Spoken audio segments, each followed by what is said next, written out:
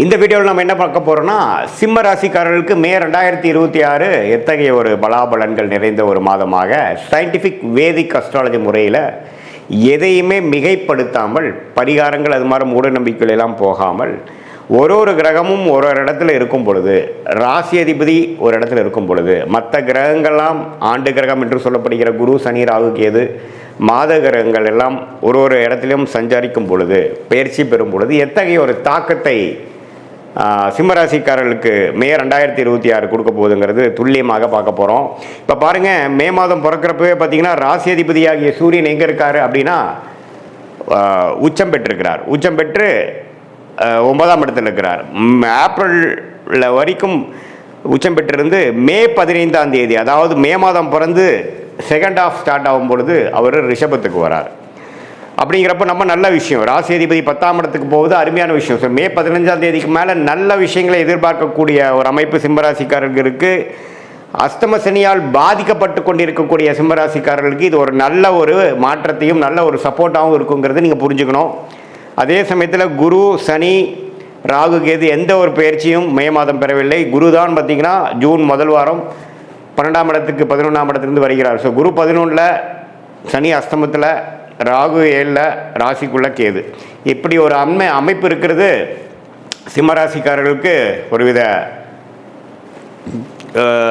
தாக்கத்தை, ஒரு மாதிரி மன அழுத்தத்தை, சில விஷயங்கள்லாம் நமக்கு பிடித்த மாதிரி நடக்காமல் இழுத்து கொண்டு இருக்கக்கூடிய அஸ்தம சனி தாக்கத்தில் இருக்கக்கூடிய சிம்மராசிக்காரர்களுக்கு குரு 11ஆம் இடத்துலேருந்து சில லாபத்தையும் சில கெட்ட நேரத்துலையும் ஒரு நல்ல விஷயம் நடந்துட்டு இருக்கு சாமிங்கிற மாதிரி போகிற அமைப்பு இருக்குது. அதே சமயத்தில் சூரியன் மே 15க்கு அப்புறம் 10ஆம் இடத்துக்கு போகுது, மிகவும் நல்ல விஷயமாக இருக்குது. அதே சமயத்தில் சுக்கிரனும் பாருங்கள் மே 15ஆம் தேதிக்கு மேலே 10ஆம் இடத்துலேருந்து 11ஆம் இடத்துல போய் குருவோட சேர்றாரு, அதுவும் அருமையான விஷயம். அதே சமயத்தில் புதன் 9ஆம் இடத்துலேருந்து மே 15க்கு மரம் செகண்ட் ஹாஃப் ஆஃப் மே மாதம் 10ஆம் இடத்துக்கு போகுது, சுக்கிரனோட வீட்டுக்கு போகுது, அருமை. செவ்வாயும் பாருங்கள் 8ஆம் இடத்துல சனியோட சேர்ந்து பல பிரச்சனைகள் ஏப்ரல் மாதம் கொடுத்துட்டு இருந்த சிம்மராசிக்காரர்களுக்கு செவ்வாயில் 8ஆம் இடத்துலேருந்து 9ஆம் இடத்துக்கு மாறுறார். ஸோ அதுவும் எப்போ நடக்குதுன்னா மே 15 செகண்ட் ஹாஃபில் தான். ஸோ செகண்ட் ஹாஃபுக்கு அப்புறம் ஒரு நல்ல மாற்றத்தை கொடுக்கக்கூடிய ஒரு அமைப்பாக சிம்மராசிக்காரர்களுக்கு இருக்குதுங்கிறது நீங்கள் தெரிஞ்சுக்கணும். ஃபர்ஸ்ட் ஹாஃபில் ஒரு மாதிரியாக தான் இருக்கும், ஏன்னா சனி செவ்வாய் சேர்ந்துருக்கிறது நல்லதில்லை. இப்போ சனி செவ்வாய் சேர்ந்து தான் இப்போ பார்த்தீங்கன்னா ஏப்ரல் மாதத்தில் இந்த போர்லாம் ஒன்றுமே பிரச்சனைகள் உலகியல் ஜோதிடத்தில் கொடுத்துட்டு இருந்தது. அது சிம்மராசிக்காரர்களுக்கு 8ஆம் இடத்துல சனி செவ்வாய் இருக்கிறனால நம்பவே முதல் 2 வாரம் மே மாதம் கேர்ஃபுல்லாக இருக்கணும், ட்ராவலிங்கில் கேர்ஃபுல்லாக இருக்கணும். உடம்பு உபாதைகளில் டக்குன்னு ஏதோ வலிக்குட்டு விழுந்துருது, பாத்ரூம் போகிறப்போ பார்த்துருக்கிறது, நம்ம எதிர்பார்க்காத இடத்துல ஏதோ சின்ன காயம் படுறது அப்படிங்கிற மாதிரி விஷயங்கள்லாம் வரக்கூடிய அமைப்பு இருக்குது. ஏன்னா 8ஆம் இடத்துல சனி செவ்வாய் சேருவது அவ்வளோ ஒரு நல்ல விஷயம் இல்லை. ரத்த காயத்தை கொடுக்கக்கூடிய அமைப்பு, ஒரு ஆப்ரேஷன் பண்ணக்கூடிய அமைப்பு, அது 10ஆவதுக்கு அஸ்தம சனியாகவே போயிட்டு இருக்கிறனால சிம்மராசிக்காரர்கள் ஏப்ரல் மாதம் எப்படி ஒரு மாதிரி ரிஸ்க்காக இருந்ததோ அதே மாதிரி மே முதல் 2 வாரம் கொஞ்சம் கேர்ஃபுல்லாக இருக்கணுங்கிறது கேட்டுக்கொள்ளப்படுகிறது. மற்றபடி மே 15க்கு மேலே கடைசி செகண்ட் ஆஃப், கடைசி 3வது 4வது வாரம் பார்த்திங்கன்னா நம்ம நல்ல மாற்றத்தை கொடுக்கக்கூடிய, இதுவரை சில தொந்தரவுகளும் பிரச்சனைகளும் கொடுத்துட்டு இருந்த சிம்மராசிக்காரர்களுக்கு ஒரு நல்ல முன்னேற்றத்தை, தொழில் முன்னேற்றம், வேலை முன்னேற்றம், நம்ம என்ன மாதிரி விஷயத்தில் இருக்கிறோமோ அதில் சில ரெகக்னிஷன், அதில் சில அச்சீவ்மெண்ட்ஸ், நல்ல டிரான்சிஷன் அப்படிங்கிற மாதிரி விஷயங்கள் பெறக்கூடிய ஒரு அற்புதமான ஒரு செகண்ட் ஹாஃப் ஆஃப் மேவா சிம்மராசிக்காரர்களுக்கு இந்த அஸ்தம சனி மிடில் நடுவில் நமக்கு ஒரு நல்ல அமைப்பு கிடைக்குது. அது ஜூன் மாதமும் தொடரும். சரி, இந்த மாதிரி மாற்றத்தை யார் யாருக்கு எப்படி ஒரு தாக்கத்தை கொடுக்குன்னா, மாணவர்களுக்கு பார்த்திங்கன்னா இதுவரை ஒரு மாதிரி டல்லாக இருந்து பெருசாக ஃபோக்கஸ் இல்லாமல் படிச்சுட்டு இருந்தவங்களுக்குலாம் நல்ல ஒரு ஃபோக்கஸு. அதே மாதிரி முதியோர்களுக்கு உடல் உபாதை, ஆப்ரேஷன்லேருந்து ரெக்கவர் ஆகுறதுல பிரச்சனை, மெடிசன் கரெக்டாக ஒர்க் ஆக மாட்டேங்குது, பேக் பெயின், முட்டு வலி, பெண்களுக்கெல்லாம் பார்த்திங்கன்னா மாதவிடாய் பிரச்சனை, அடிவயிறு கோளாறு, யுட்ரஸ் ப்ராப்ளம், இது மாதிரிலாம் தொந்தரவு கொடுத்துட்டு இருந்ததுலேருந்து கொஞ்சம் மீண்டு வரக்கூடிய, கொஞ்சம் ரெக்கவர் ஆகக்கூடிய ஒரு அமைப்பாக மே 15க்கு அப்புறம் செகண்ட் ஹாஃப் ஆஃப் மே மாதம் கொடுக்குதுங்க.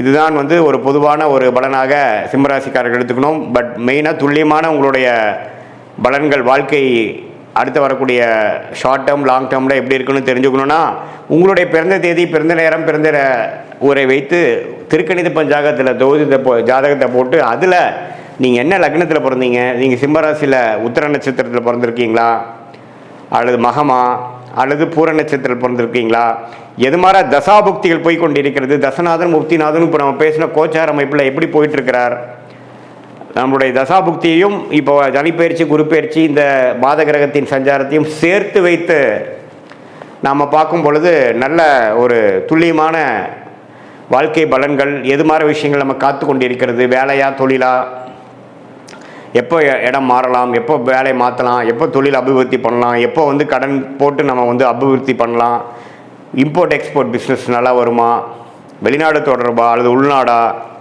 எது மாதிரி டொமைன், எது மாதிரி கிரகம் நமக்கு ஜாதகத்தில் யோகமாக இருக்குது, எந்த ப்ராடக்ட்ஸ் நம்ம பண்ணால் நல்லாயிருக்கும், அரசு உத்தியோகமா அல்லது ப்ரைவேட் செக்டாரா, எது மாதிரி அமைப்புகள் இருக்குது, படிக்கிறதுக்கு வந்து நம்மளுடைய குழந்தைகள் மாணவர்கள் வந்து எது மாதிரி படிப்பு படித்தா அவங்களுக்கு நல்லா வரும், அவங்க வெளிநாடு யோகம் இருக்கா, அல்லது வந்து நம்மளுடைய ஓன் பிஸ்னஸ் பண்ணக்கூடிய அமைப்பு இருக்கா, அதே மாதிரி இல்லத்தரசிகளுக்கெல்லாம் எப்போ வந்து அவங்களுக்கு ஒரு நல்ல நேரம் வருது, எப்போ அவங்க வீட்டை வசதிப்படுத்திப்பாங்க, எப்போ வண்டி வாகனம் வாங்கக்கூடிய அமைப்பு, வீடு வாங்கக்கூடிய அமைப்பு, சொத்து வாங்கக்கூடிய அமைப்பு, எப்போ நம்மளுடைய ப்ராப்பர்ட்டி விற்க முடியும், எப்போ உடல் உபாதைகள் குறையும், குழந்தை பேர் எப்போ நடக்கும், எப்போ இது எதிர்பார்த்து கொண்டிருக்க ஒரு 2-3 வருஷமாக குழந்தை பேர் எதிர்பார்த்துட்டு இருக்கக்கூடிய சிம்மராசிக்காரர்களுக்கு எப்போ விடிவு காலம் வரும், எப்போ உடல் உபாதைகள்லேருந்து நம்ம மீண்டு வருவோம், அது எல்லாமே பார்த்திங்கன்னா சயின்டிஃபிக் வேதிக் அஸ்ட்ராலஜி முறையில் எந்த விதத்திலும் மிகைப்படுத்தாமல் நம்மளுடைய ஒரு கிரகத்தோட அமைப்பு எப்படி, ஸ்தானபலம் எப்படி,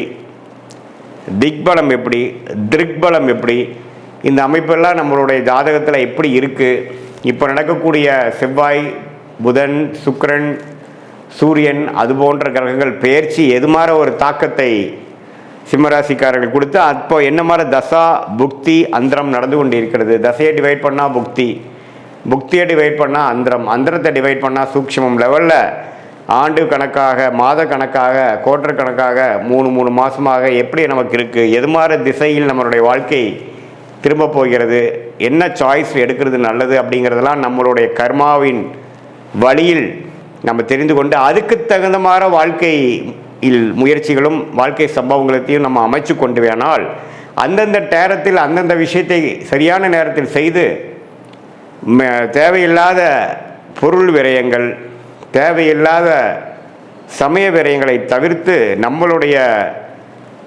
கர்மாவின் அடிப்படையிலான பிராப்தங்களையும் கர்மாவின் அடிப்படையிலான தோஷங்களையும் தெரிந்து கொண்டு அதுக்கு தகுந்த மாதிரி வாழ்க்கையை அமைத்து கொண்டேயானால் தேவையற்ற நம்மளுடைய மன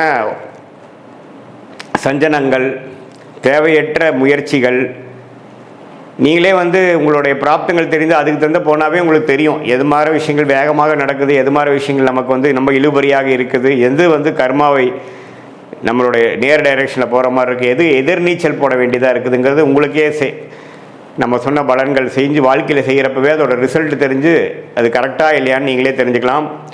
ஸோ சயின்டிஃபிக் வேதிக் அஸ்ட்ராலஜி முறையில் நல்லபடியாக நம்மளுடைய பிராப்தங்களை தெரிந்து அதுக்கு தகுந்த மாதிரி வாழ்க்கையை அமைத்து வாழ்க்கையில் வெற்றி பெற முடியும் என்று சொல்ல விரும்புகிறேன். மீண்டும் மற்றொரு காணொலியில் சந்திப்போம். நன்றி, வணக்கம்.